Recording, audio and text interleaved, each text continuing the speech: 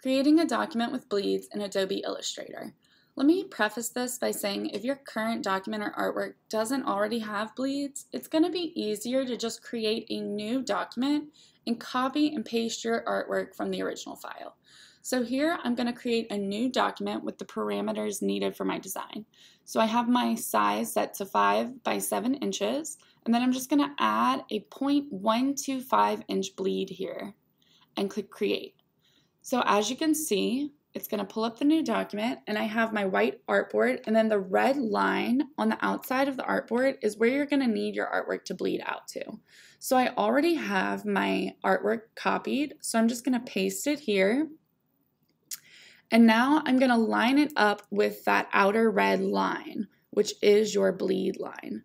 So you want your artwork to bleed out to that line, and if it doesn't, you're going to need to stretch out your background object to go over that line while keeping the crucial information within the artboard. So I'm just going to show you the trim view here so you can see what your artwork will look like once it is printed and trimmed. And now I'm going to take that off just so we can go ahead and save it with that extra bleed we need for print.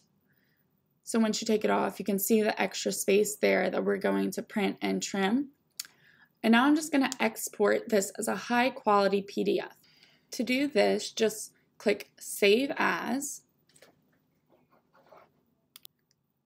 And then once that pops up, I'm going to change it to a PDF right here. And this is going to bring up some more options.